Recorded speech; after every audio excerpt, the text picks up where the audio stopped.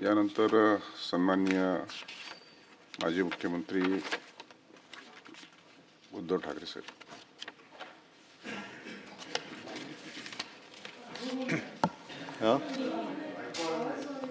आला नाही आवाज?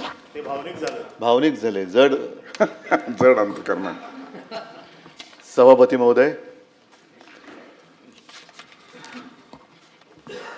विधान परिषदेत का यावं, 6 वर्ष यावं की नाही हा ज्याचा त्याचा प्रश्न आहे, पण निरोपाच्या दिवशी मात्र अवश्य यावं. कारण आपल्याबद्दल जे काय ऐकायला मिळतं ते ऐकल्यानंतर अरे तुमच्या मनात हे होतं हे या दिवशी कळतं.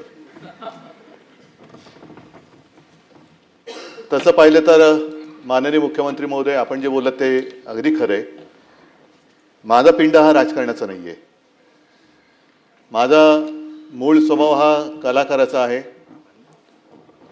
आणि एवढं उत्तम वर्णन तुम्ही केल्यानंतर, एवढं तुम्ही मला जवळून ओळखता म्हटल्यानंतर, ऐसी कौन सी बात थी कि और किसी का हात पकडना पडा.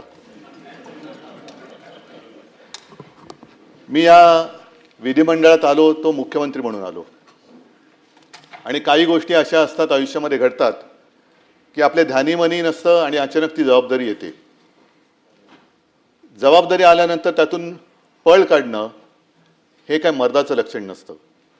ती जबाबदारी स्वीकारली आणि मला पहिल्या प्रथम सगळ्यांना धन्यवाद द्यायचे आहेत. ते म्हणजे सर्व माझे त्यावेळेचे आजी माजी सहकारी जे आहेत,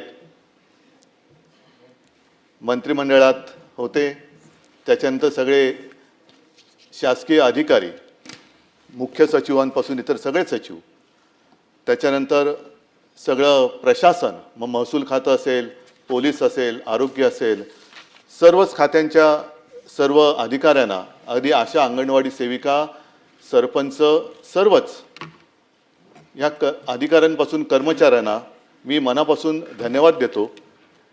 कारण एक प्रशासनाचा गंधही नसलेला माणूस अचानक राज्याच्या मुख्यमंत्री पदावरती बसतो आणि तो राज्य चालवतोय, ह्या सगळ्यांच्या सहकार्याशिवाय हे शक्य झालं नसतं. मुख्यमंत्री महोदय, आपण